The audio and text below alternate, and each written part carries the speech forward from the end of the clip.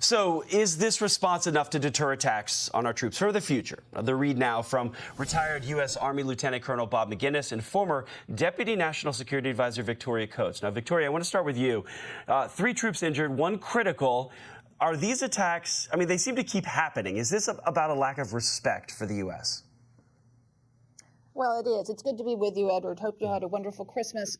And clearly, this has been bound to happen. We've had over 100 attacks on American installations and personnel since the middle of October, and eventually they're going to get lucky and they're going to hit some guys. And in this case, we took some pretty bad injuries. And clearly, what the president did overnight has not dissuaded them. I mean, these things are all related, and the Houthi are still escalating in the Red Sea. This is a big problem. So, Bob, Defense Secretary Lloyd Austin says in a statement, he says this, quote, "We will, while we do not seek to escalate conflict in the region, we are committed and fully prepared to take further necessary measures to protect our troops or our people and facilities." Now, Iranian proxies have attacked U.S. positions more than 103 times since October 17th. What message does it send when you hear that statement and we've seen this many attacks? Well, the Iranians have a lot of experience doing this. They've attacked us for certainly 1979 when they had their revolution over there. And so essentially what they're doing is kind of pushing up against the line with us, and they're creating a scenario in such a way that it's really hurting our readiness, jeopardizing the lives of our troops. And I think the Ayatollah sitting in Tehran, says, look, the Americans aren't going to do anything serious. If they did, we'd go after the IRGC or some of the Iranian headquarters rather than just go after these proxies that are going to continue to play this game with us. So, Bob, I wanted to get your take on this, being from the Army. 12 drones were brought down in the last 10 hours. You probably heard the breaking news at the top of the show. Is that a test of the system? Are they trying to see what will overwhelm us to get through?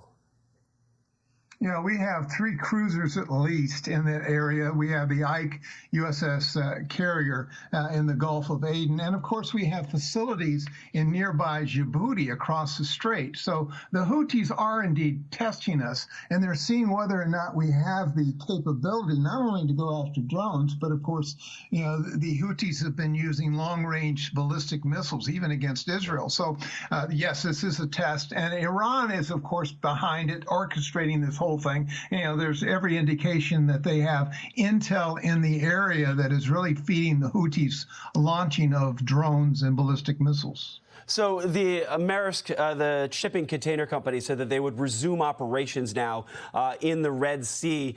We've seen this attack now on a ship, the MSC container ship. It's called today, said that it was attacked in that area now. No one was injured in that attack. Coalition ship did respond to that. So, Victoria, can they call this Operation Prosperity Guardian a success? Well, not really right now. And we had some reports over the weekend that a lot of our European partners were pulling out. And to Colonel Maginnis's point, I think what we need to do is take a strong targeted action. Nobody wants to see the United States dragged in to a broader conflict, but do what the Israelis reportedly did in Syria overnight. Take out a senior IRGC official outside of Damascus who had no business being there. He was posted as a diplomat at their embassy. I mean, hardly. So if you can take a strong action like that and push back, I think you would see the Houthis stop. But until that happens, they're just going to keep trying. Yeah, and in the last 30 seconds that we have, Bob, you agree? We have to take an action possibly against Iran or an Iran, something symbolic of Iran?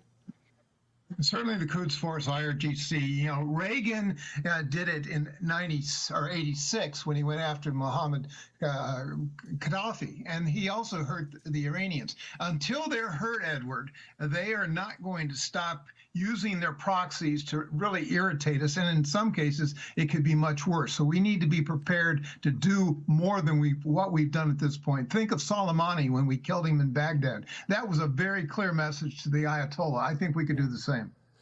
Bob, Victoria, I appreciate the insight. I'm sure we're going to be talking about this again, unfortunately, but I appreciate it. Thank you. Thank you. Have a good holiday.